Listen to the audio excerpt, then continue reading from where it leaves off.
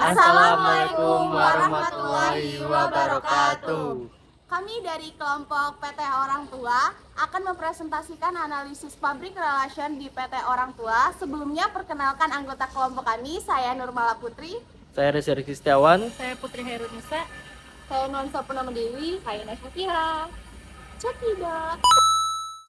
Latar belakang public relation atau hubungan masyarakat adalah salah satu fungsi vital dalam perusahaan modern yang berperan dalam membangun dan memelihara hubungan yang harmonis antara perusahaan dan publiknya. PT Orang Tua sebagai salah satu perusahaan besar di Indonesia memiliki aktivitas PR yang terstruktur dan strategis. Melalui website dan media sosial, PT Orang Tua mempromosikan produk-produknya, memberikan informasi terkait perusahaan, serta berinteraksi dengan konsumennya. Aktivitas PR ini sangat berpengaruh dalam membentuk citra positif perusahaan di mata publik. Deskripsi institusi, sejarah, dan tipe organisasi. PT Orang Tua adalah salah satu perusahaan terbesar di Indonesia yang bergerak di bidang manufaktur dan distribusi produk konsumennya. Berdiri dari tahun 1948 dengan pabrik pertamanya di Semarang. Pada saat itu, Orang Tua hanya menjual produk minuman kesehatan tradisional yang bermerek Cap Orang Tua. Setelah meraih kesuksesan di Semarang, Orang Tua mendirikan pabrik keduanya di Jakarta pada tahun 1984. Orang Tua memulai memasuki industri consumer goods dengan memproduksi sikat dan pasta gigi formula. Di tahun itu juga Orang Tua memilih PT Arta Boga Gemerlang sebagai distributor tunggal produknya. Perusahaan Orang Tua terus berkembang sebagai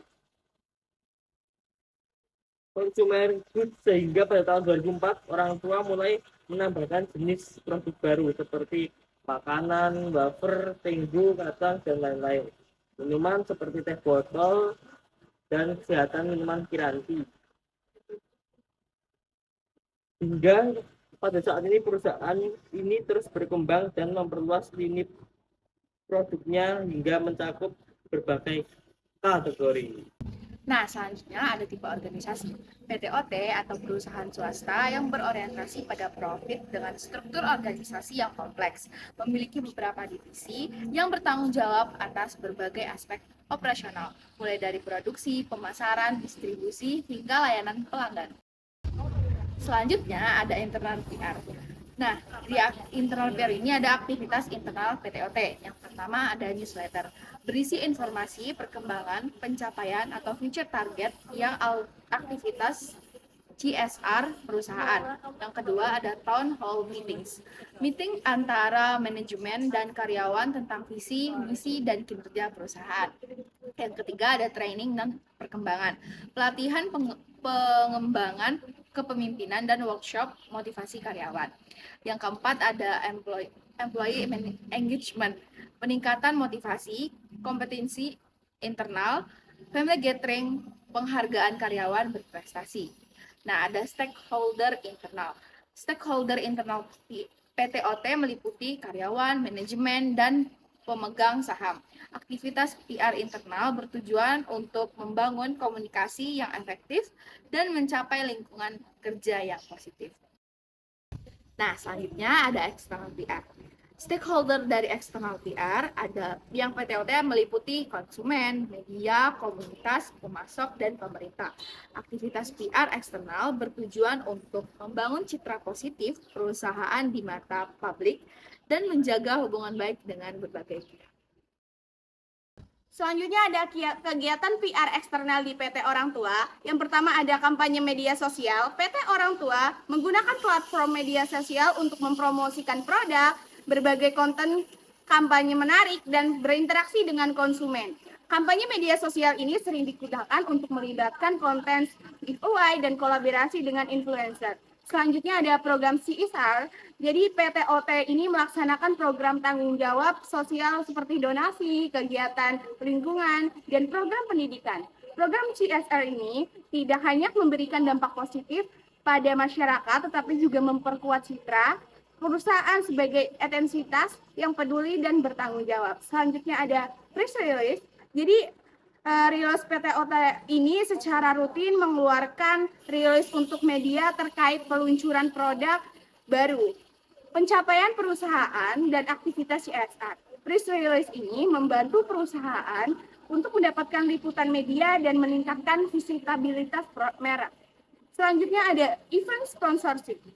PTOT mensponsori berbagai acara penting seperti festival, pameran, dan kegiatan olahraga untuk meningkatkan visitabilitas merek dan menunjukkan komitmen perusahaan terhadap komunitas.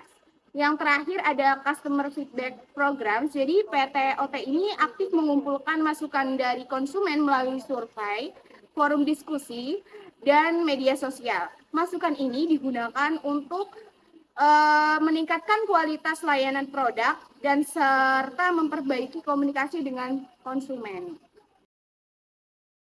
Selanjutnya ada model PR. Jadi yang digunakan PT Orang Tua ini menggunakan model simetris. Jadi model PR yang dijalankan oleh PT Orang Tua ini cenderung simetris, di mana perusahaan berusaha untuk membangun hubungan timbal balik dengan berbagai stakeholder melalui media sosial dan kegiatan PR lainnya.